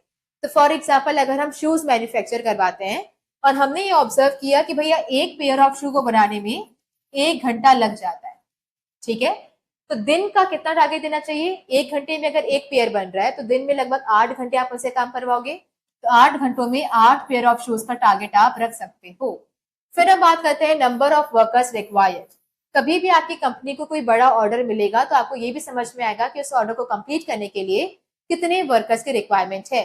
तो फॉर एग्जाम्पल अगर मुझे कल के कल 80 पेयर ऑफ शूज तैयार करने हैं, तो मुझे ये पता है ना कि एक इंसान 8 पेयर बना लेता है, तो 80 बनाने के लिए कितने चाहिए, मुझे 10 वर्कर्स चाहिए, तो कितने वर्कर्स की जरूरत पड़ेगी वो भी आपको यहाँ से पता चलता है। देन लास्ट, आप वर्कर्स को कैटेगराइज कर पाते हो in the efficient and inefficient workers. That means अगर आपने कोई टारगेट डिसाइड किया है कि इस टारगेट को आपको अचीव करना है दिन का, कोई पर्सन उसे अचीव कर पा रहा है, दैट मीन्स वो इफेक्टिव है, और कोई पर्सन उसे अचीव नहीं कर पा रहा है मतलब वो इनइफेक्टिव है। तो आप कैटेगराइज भी कर पाते हो कि कौन सा वर्कर ज्यादा अच्छा कर रहा है और कौन सा वर्कर खराब कर रहा है। फिर हम बात करते हैं तीसरा, दैट इज मेथड स्टडी। बिल्कुल सिंपल इसमें बात कही हुई है। टेलर ने कहा है कि हर एक कंपनी के लिए एक ही तरीका बेस्ट होता है जो उन्हें मैक्सिमम रिजल्ट दे सकता है। आपकी कंपनी के लिए वो मेथड कौन सा है ये आपको पता लगाना चाहिए। और आप वो कैसे पता लगाओगे? Bye trying out all the methods. तो जितने मेथड्स हैं सबके सब आप ट्राई करो और उसके बाद ये ऑब्जर्व करो कि कौन से मेथड ने बेस्ट रिजल्ट दिया था और आप उसे फिक्स कर दो।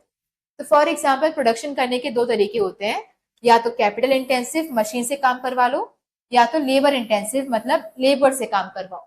तो यहाँ पर एक बार आप दोनों ही करवा के देख लो। एक बार आप मशीन से सामान बनवाओ पूरा, और एक बार पूरा लेबर से सामान बनवाओ, जिसमें आपको मैक्सिमम वैरायटी या कम से कम टाइम पे अच्छी से अच्छी क्वालिटी मिल पा रही है।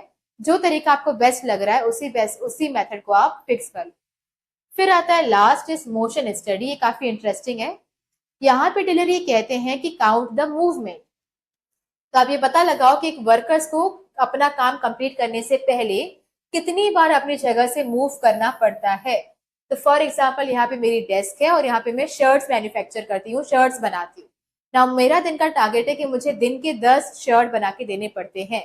ना ये 10 शर्ट बनाने से पहले मुझे कितनी बार अपनी जगह से उठना पड़ता है और यहाँ वहां जाना पड़ता है, उसे काउंट करना से कहते हैं मोशन स्टडी। तो काउंट करो कि पूरे दिन में एक वर्कर कितनी बार अपनी जगह से उठकर मूवमेंट करता है। फिर आप उसमें कैटेगराइज करो या डिफ्रेंशिएट करो between the productive movement and unproductive movement. मतलब आप काउंट करो कि कितनी बार वो वर्कर्स प्रोडक्टिव मतलब किसी काम के लिए उठा था और अनप्रोडक्टिव मतलब गॉसिप करने के लिए या बिना मतलब के काम के लिए उठा था। तो कई बार ऐसा पॉसिबल है कि मैं उठी होंगी कोई शर्ट की बटन्स लेने के लिए, थ्रेड लेने के लिए, कॉलर लेने के लिए। तो अगर मैं टूल्स लेने के लिए उठी हूँ तो ये प्रोडक्टिव मूवमेंट है। तो कई बार मैं उठी होंगी टी ब्रेक के लिए, गॉसिप करने के लिए या यहाँ वहां घूमने के लिए, तो वो क्या हो जाएगा? Unproductive movement. देन आपको क्या करना है? कट डाउन करने हैं अनप्रोडक्टिव मूवमेंट। आपको चाहिए कि जितनी बार भी वर्कर्स बिना मतलब के उठ रहा है उसके मूवमेंट को आप रिड्यूस करो या कट डाउन करो। और वो कैसे पॉसिबल होगा? जब आप प्रॉपर इक्विपमेंट्स या टूल्स उनको वहीं पर प्रोवाइड करोगे जहाँ पे वो काम कर रहे हैं, तो उनको उठना पड़ेगा ही नहीं। तो फॉर एग्जाम्पल, अगर आप ये देखो कि अगर आपको दिन में आज 4 चैप्टर्स कंप्लीट करने हैं, तो वो 4 चैप्टर्स कंप्लीट करने से पहले आप कितनी बार अपनी डेस्क से उठे थे, काउंट करो। फिर आप डिफ्रेंशिएट करो कि कितनी बार आप काम के लिए उठे थे, कितनी बार आप बिना काम के लिए उठे थे, कितनी बार आप वाकई में कोई कॉपी, पेन या फिर बुक या फिर कुछ काम की चीज लेने के लिए उठे थे, और कितनी बार ऐसे गॉसिप करने के लिए, यूट्यूब चलाने के लिए, शॉर्ट्स देखने के लिए उठे। फिर आपको क्या करना है? सारे अनप्रोडक्टिव मूवमेंट को रिड्यूस करना है, और वो तब पॉसिबल होगा जब सारी जरूरत की चीजें आप आसपास लेकर बैठोगे। तो फॉर एग्जाम्पल, अब जब आसपास चीजें आप लेकर बैठोगे तो उससे होगा क्या? से फॉर एग्जाम्पल, आपको बीच में प्यास लगी, आप उठे, पानी पीने के लिए गए। ऐसा कभी नहीं होगा कि आप पानी पीकर तुरंत आके वापस बैठ जाओ। आप गए तो पानी पीने के लिए हो, लेकिन आप 10 काम और भी कर कर आओगे। किसी से गॉसिप करके आओगे, कोई कॉल अटेंड करके आओगे, या फिर कोई मैसेज करके आओगे, कुछ रील्स देखने बैठोगे, 10 काम आप और भी कर लेते हो। तो अगर आप पानी की बॉटल शुरुआत में साथ में लेकर बैठोगे, तो जब भी आपको प्यास लगे कि आपको उठना पड़ेगा ही नहीं है, तो आप वहीं पे पानी पी लोगे। और अगर आप उठे ही नहीं तो 4 काम आप फालतू के और करके आते, वो भी रिड्यूस हो गए। तो इससे होता क्या है कि जरूरत की चीजें आप साथ में लेकर बैठो तो आपके मूवमेंट कम होंगे। देन हमारी डिफरेंस आता है कि टाइम स्टडी और मोशन स्टडी में क्या फर्क है। फर्स्ट तो मीनिंग, टाइम स्टडी कहता है कि इसे हम कंडक्ट करते हैं ताकि हमें पता चले कि कितना टाइम लगने वाला है कोई भी टास्क को कंप्लीट करने में। मोशन स्टडी हम करते हैं ताकि हम काउंट कर सकें कि कितने मूवमेंट हो रहे हैं वर्कर्स के बिफोर कंप्लीटिंग द टास्क। यहाँ पर इसका मेन पर्पस क्या होता है? टारगेट सेट करना। जब हमें पता चलेगा कि किसी भी काम को करने में कितना टाइम लगता है तो हम दिन का टारगेट सेट कर पाएंगे। वहां पे मूवमेंट काउंट करने का पर्पस क्या होता है? ताकि हम जो भी वेस्टफुल या अनप्रोडक्टिव मूवमेंट हो रहे हैं उसे हम एलिमिनेट कर पाए। फिर आता है लास्ट, मेथड, कैसे करते हैं। तो टाइम स्टडी को करने के लिए हमें चाहिए होती है स्टॉप वॉच। स्टॉप वॉच की हेल्प से आप कैलकुलेट करते हो कि एग्जैक्ट टाइम कितना लगना चाहिए कोई भी टास्क करने में। जबकि मोशन स्टडी में आपको वर्कर्स पे नजर रखनी है कि वो कितनी बार उठ रहा है, तो वो पॉसिबल है सीसीटीवी कैमरा की हेल्प से। तो यहाँ पे आपको सीसीटीवी कैमरा चाहिए होता है नजर रखने के लिए। फिर हम बात करते हैं next technique, that is differential piece wage system. Now differential piece wage में टेलर ये कहते हैं कि आप ही डिसाइड करो कि आपके दिन का कितना टारगेट होना चाहिए। फॉर एग्जाम्पल एक दिन में आपको बनाना है 50 यूनिट, और कोई वर्कर 50 यूनिट बना लेता है, तो हर एक यूनिट का कितना वेज रेट होना चाहिए। तो for example 100 rupees per unit. तो अगर आपको 50 शर्ट दिन की बनानी है, हर शर्ट आप मैन्युफैक्चर करोगे, तो एक शर्ट का आपको कितना मिलेगा, 500 रुपए मिलेगा, या 100 रुपए मिलेगा, या फिर 10 रुपए मिलेगा। हर एक शर्ट का 10 रुपए मिलेगा। ना अब आप क्या करोगे, अगर कोई वर्कर इससे ज्यादा अचीव कर लेता है, मतलब 50 नहीं बल्कि वो 80 यूनिट अचीव कर लेता है, तो उसका जो यूनिट है या उसका जो वेज रेट है वो इंक्रीज हो जाना चाहिए। तो अब उसे 10 रुपए नहीं बल्कि 15 रुपए के हिसाब से पेमेंट मिलनी चाहिए। और अगर कोई वर्कर ये टारगेट अचीव नहीं करता है, 50 नहीं वो सिर्फ 20 ही बना पाता है, तो उसका वेज रेट भी रिड्यूस हो जाना चाहिए। अब 8 रुपए ही उसको मिलना चाहिए हर एक यूनिट का।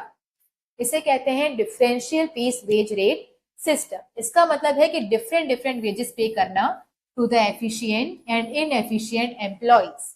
इसका मतलब एक आपने टारगेट सेट किया, अगर कोई इससे ज्यादा एफिशिएंट है तो उससे ज्यादा पैसा मिलेगा, इससे कम एफिशिएंट है तो उससे कम पैसा मिलेगा। इससे होता यह है कि जो एफिशिएंट एम्प्लॉयज होते हैं उन्हें मोटिवेशन मिलता है टू रिमेन एफिशिएंट। तो जो ऑलरेडी बहुत होशियार हैं, जो बहुत मेहनती लोग हैं, उन्हें मोटिवेशन मिलता है कि वो इसी तरीके से ज्यादा मेहनत करते रहें और ज्यादा काम करते रहें।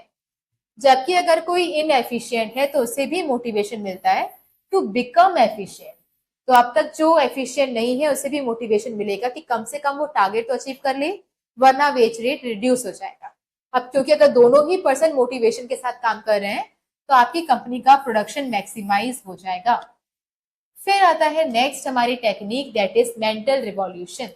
नाउ टेलर ने इसमें सजेस्ट किया है कि वर्कर्स और मैनेजर्स, ये दोनों ग्रुप थे जो एक दूसरे के राइवल थे, इन दोनों को जरूरत ये है कि वो अपने एटीट्यूड को चेंज करें टुवर्ड्स ईच अदर। तो यहाँ पर उन्होंने कहा है कि अपने मेंटल एटीट्यूड को चेंज करना है वर्कर्स एंड मैनेजर्स को टुवर्ड्स ईच अदर।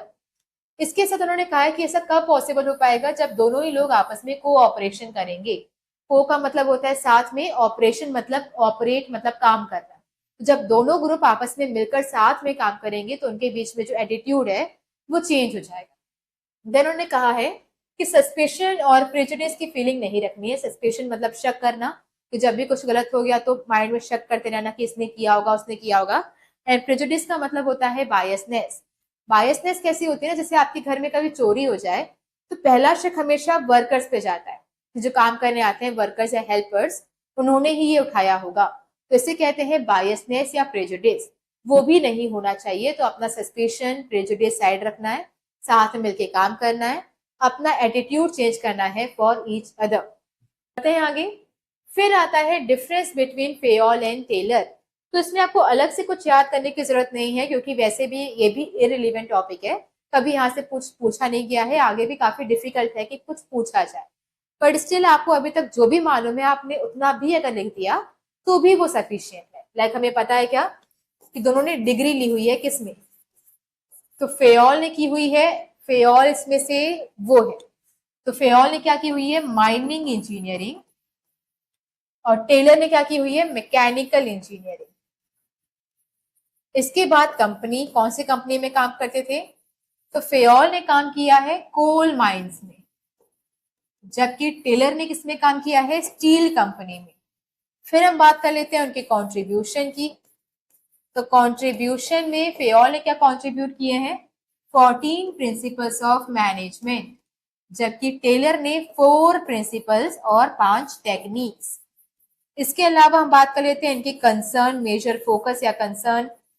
तो फेयोल हमेशा बात करते हैं मैनेजर्स की एफिशिएंसी के बारे में, मैनेजर्स की एफिशिएंसी, जबकि टेलर बात करते हैं वर्कर्स की एफिशिएंसी के बारे में। इसके अलावा आप एक आध कुछ और याद कर सकते हो, like unity of command. Fayol unity of command को फॉलो करते हैं क्योंकि वो कहते हैं कि हर एक एम्प्लॉय के ऊपर एक ही बॉस होना चाहिए।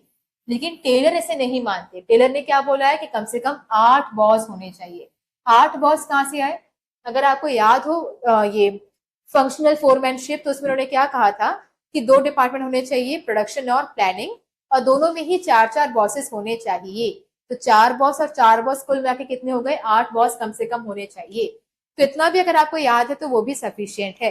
इसके अलावा कुछ और भी है कि इनके प्रिंसिपल्स को हम कहते हैं जनरल थ्योरी ऑफ मैनेजमेंट, जबकि इनको हम क्या कहते हैं? Scientific management. इसके अलावा एप्लीकेबिलिटी। तो फेयोल के प्रिंसिपल्स काफी सिंपल होते हैं, अगर से आप यूनिवर्सली अप्लाई कर सकते हो। लाइक डिवीजन ऑफ वर्क, जरूरी नहीं है कि कोई कंपनी हो, स्कूल, हॉस्पिटल, कॉलेजेस, इवन घरों पर भी आप इसे अप्लाई कर सकते हो। लेकिन टेलर के जो प्रिंसिपल्स होते हैं वो थोड़े से स्पेसिफिक सिचुएशन में ही अप्लाई होते हैं, like functional foremanship, like simplification, standardisation. ये थोड़े ऐसे प्रिंसिपल्स या टेक्निक्स हैं जो कि स्पेशल सिचुएशन पर ही अप्लाई होगी। तो दैट्स इट। इसके बाद हम बात करते हैं दोनों के बीच में कुछ सिमिलैरिटीज हैं, और सिमिलैरिटीज क्या है? दोनों ने ही एफिशिएंसी पर फोकस किया है। वो अलग बात है कि फेयोल ने मैनेजर्स की एफिशिएंसी के लिए बात की है और टेलर ने वर्कर्स की एफिशिएंसी के लिए बात की है, पर अल्टीमेटली दोनों ने एफिशिएंसी पर फोकस किया है। फिर दोनों ने कोऑपरेशन की बात की है। टेलर ने भी कहा है कि दोनों को कोऑपरेट करना चाहिए, सजेशन लेने चाहिए, और फेयोल ने भी अपने इनिशिएटिव में यही कहा था कि कोई भी डिसीजन लेने से पहले आप अपने वर्कर से एक बार सजेशंस ले लो।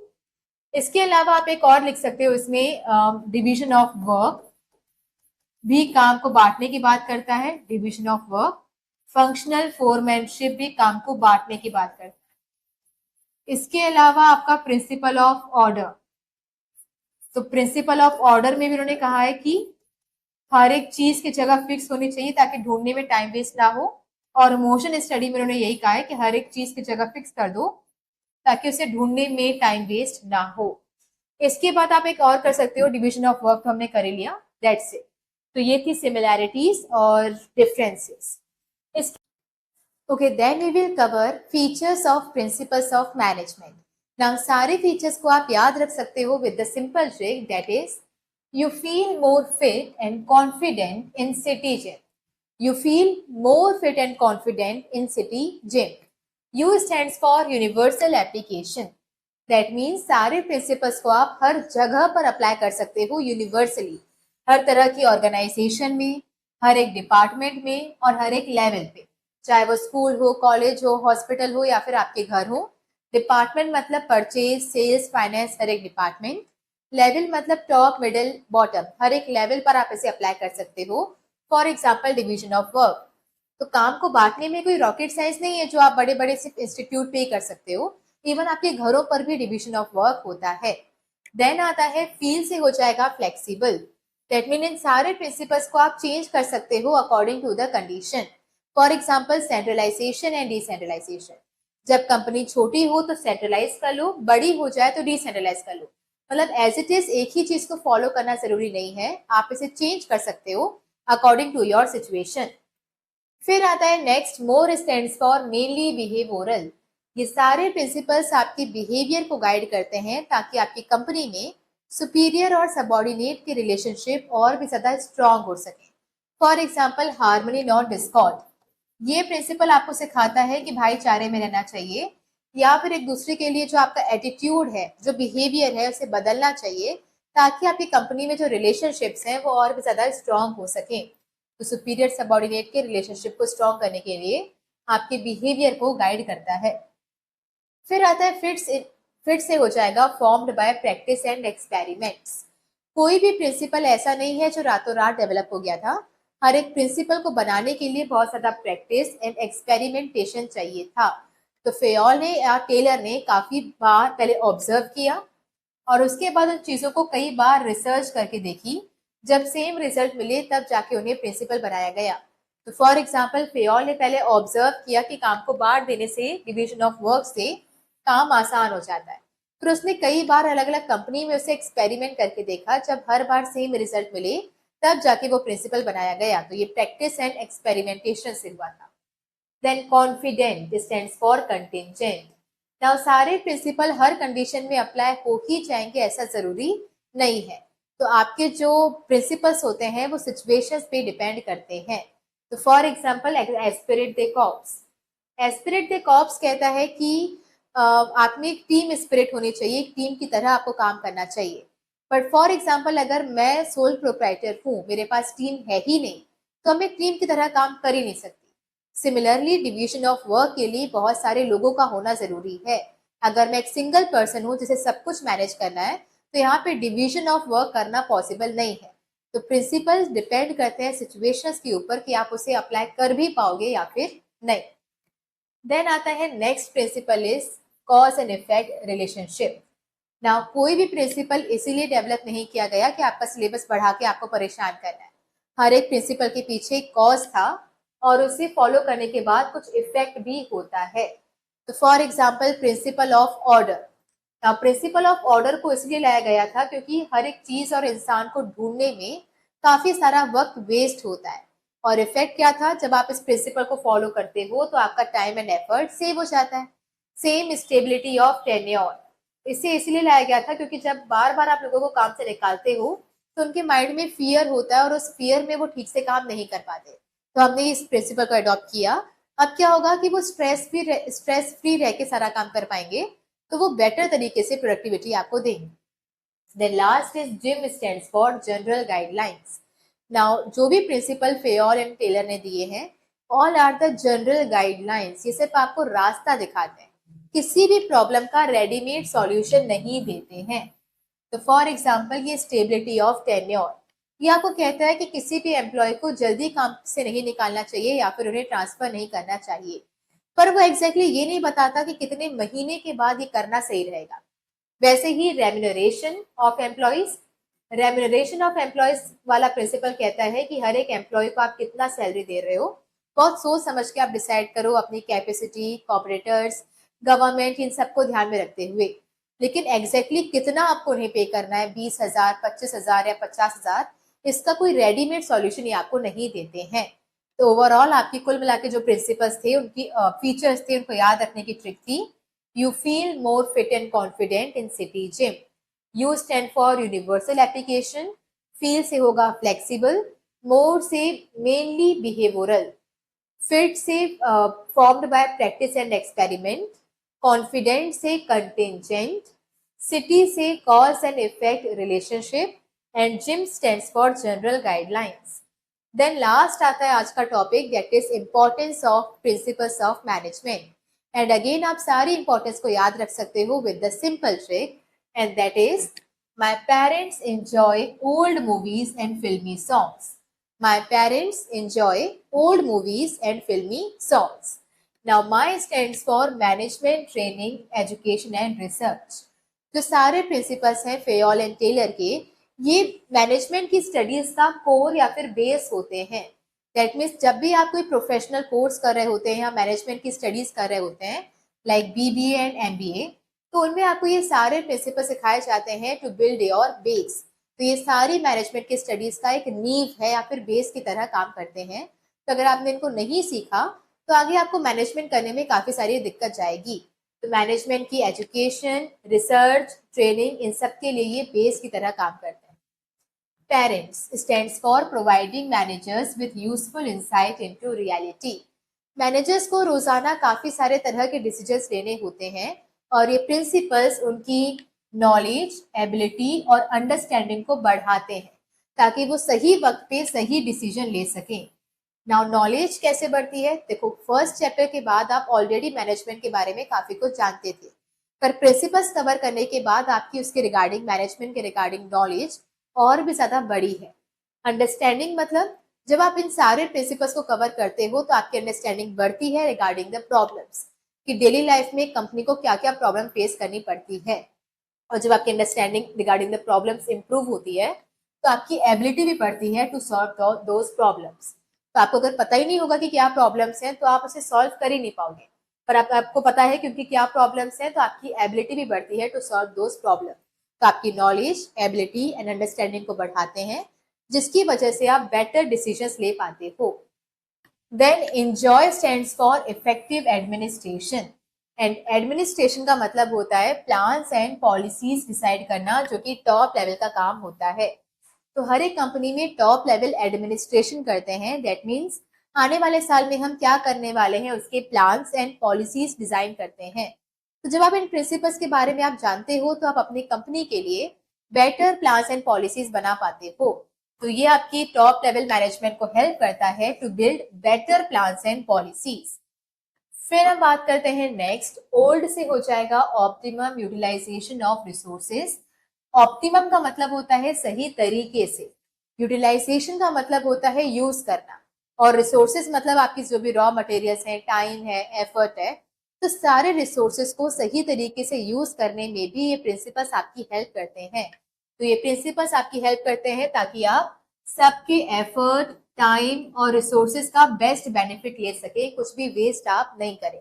एग्जाम्पल क्या है आपकी, time study, motion study etcetera. अच्छा, रिसोर्सेज में रॉ मटेरियल, पैसा वगैरह तो फिर भी आ जाएगा, लेकिन जो सबसे प्रीशियस रिसोर्स होते हैं वो होते हैं आपके टाइम एंड एफर्ट्स। तो अगर टाइम एक बार चला गया दोबारा नहीं आएगा। आपने जो मेहनत की है अगर उसका रिजल्ट नहीं मिला तो आपकी प्रोडक्टिविटी रिड्यूस हो जाएगी। तो टाइम एंड एफर्ट दोनों ही सबसे वैल्यूएबल रिसोर्सेज होते हैं, और इन्हीं रिसोर्सेज को सही तरीके से यूज करना प्रिंसिपल आपको सिखाता है। तो टाइम स्टडी में वो टाइम के वेस्टेज को रोकता है, मोशन स्टडी में आपके जो उठपटांग के एफर्ट्स होते हैं, मूवमेंट करना यहाँ से वहां, उसको भी रोकता है। फिर आता है मूवी से हो जाएगा meeting changing environment requirement. That means जब भी आपके ऑर्गेनाइजेशन के बाहर कोई भी इन्वायरमेंट चेंज होता है, तो पॉलिटिकल पार्टी चेंज हो गई, आप चाहिए सारे इन्वायरमेंट आप नेक्स्ट चैप्टर में पढ़ेंगे तो आपको ठीक से समझ में आएगा कि इन्वायरमेंट क्या होता है।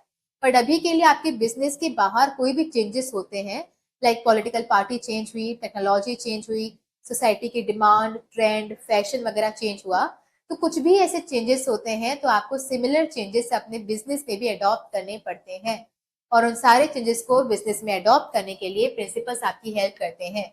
तो ये प्रिंसिपल्स मैनेजर्स को ट्रेनिंग देते हैं, ट्रेन करते हैं, ताकि वो रिक्वायर्ड चेंजेस को बिजनेस में इम्प्लीमेंट कर सके, ताकि कंपनी ग्रो कर सके। देन आता है फिल्मी से हो जाएगा फुलफिलिंग सोशल रिस्पॉन्सिबिलिटीज। ये जो प्रिंसिपल्स होते हैं वो सिर्फ आपके ऑर्गेनाइजेशन के ऑब्जेक्टिव्स को फुलफिल करने के लिए नहीं होते हैं, बल्कि आपको सोशल रिस्पॉन्सिबिलिटीज कैसे फुलफिल करनी है वो भी आपको सिखाते हैं। For example principle of equity, ये आपको कहता है कि कोई भी डिस्क्रिमिनेशन नहीं होना चाहिए on the basis of colour, gender, caste etcetera. तो जब आप ये डिस्क्रिमिनेशन नहीं करते हो, दैट मीन्स आप टुगेदरनेस की फीलिंग प्रमोट करते हो, या फिर आप इक्वालिटी की फीलिंग को प्रमोट करते हो। इससे होता क्या है कि आपके ऑर्गेनाइजेशन में या किसी भी सोसाइटी में किसी पर्सन को हेट्रेड नहीं मिलता है या उससे वो फेस नहीं करना पड़ता है। ये आपकी सोशल रिस्पॉन्सिबिलिटी है कि आप सबको एक तरीके से ट्रीट करो, और ये आपको प्रिंसिपल सिखाता है। फिर लास्ट है song stand for scientific decisions. ये सारे जो प्रिंसिपल्स हैं वो मैनेजर्स की हेल्प करते हैं ताकि वो साइंटिफिक डिसीजन ले सकें, दैट मीन्स लॉजिकल डिसीजन ले सकें। इंट्यूशन से कि मेरी गट फीलिंग कह रही थी तो मैंने कर दिया, एक्सपीरियंस से या हिट एंड मिस मेथड से कोई आप डिसीजन ना लें, इसमें ये आपकी हेल्प करते हैं। तो ये सारे प्रिंसिपल्स आपको हेल्प करते हैं ताकि आपके सारे डिसीजन साइंटिफिक हों। इसका तो सीधा सीधा एग्जाम्पल क्या है, science not rule of thumb. Okay, तो यहाँ पे हमारे सारे इंपॉर्टेंस खत्म होते हैं, और इसके बाद एक छोटा सा टॉपिक आता है, लाइक आपकी मैनेजमेंट के प्रिंसिपल्स और साइंस के प्रिंसिपल्स में क्या फर्क होता है। तो हालांकि उतना इंपॉर्टेंट नहीं है, बस थोड़ा बहुत आपको पता होना चाहिए कि मैनेजमेंट के सारे प्रिंसिपल फ्लेक्सिबल होते हैं, इसे आप चेंज कर सकते हो। साइंस के प्रिंसिपल में आप चेंजेस नहीं कर सकते। तो हाइड्रोजन एंड ऑक्सीजन को मिलकर मतलब H2O पानी होता है, तो आप इसमें कुछ और चीजें नहीं मिला सकते। एक्स्ट्रा केमिकल्स को आप अननेसेसरी कुछ क्रिएटिविटी दिखाओगे तो ब्लास्ट होगा। तो वो रिजिड होते हैं और यहाँ पे प्रिंसिपल फ्लेक्सिबल होते हैं। दैट मीन्स आप यहाँ पे क्रिएटिविटी दिखा सकते हो, वहां पे क्रिएटिविटी नहीं दिखा सकते। यहाँ पर एनवायरमेंट के अकॉर्डिंग आप इसमें चेंजेस कर सकते हो, लेकिन एनवायरमेंट के अकॉर्डिंग आप यहाँ पे चेंजेस नहीं कर सकते हो। देन लास्ट, मैनेजमेंट के प्रिंसिपल्स और मैनेजमेंट की टेक्निक्स में क्या फर्क होता है। तो मैनेजमेंट के प्रिंसिपल्स देखो फ्लेक्सिबल तो होते हैं, अभी हमने देखा, टेक्निक्स भी फ्लेक्सिबल होती हैं, बस फर्क ये है कि प्रिंसिपल ज्यादा फ्लेक्सिबल होते हैं। टेक्निक्स क्योंकि काम करने का एक मेथड है कि आपको कैसे काम करना है, तो उसमें आप ज्यादा क्रिएटिविटी नहीं दिखा पाते हो, तो वो थोड़ा कम फ्लेक्सिबल होती है। तो प्रिंसिपल ज्यादा फ्लेक्सिबल होते हैं, टेक्निक्स कम फ्लेक्सिबल होती है। प्रिंसिपल आपको गाइड करते हैं कि आपको क्या करना चाहिए, और टेक्निक्स आपको बताती है कि आपको कैसे करना चाहिए। तो आपको एग्जैक्टली मेथड या प्रोसीजर बताती है कि किस तरीके से आप उस प्रिंसिपल को फॉलो करोगे। So that's it for today. हमने एक बहुत ही बड़ा चैप्टर कंप्लीट कर लिया ऑलरेडी। अगर आपको सारे टॉपिक अच्छे से समझ में आए हो तो please like share and subscribe. कोई भी प्रॉब्लम्स हो, कंफ्यूजन हो या सजेशन हो तो please let us know in the comment section. Thank you.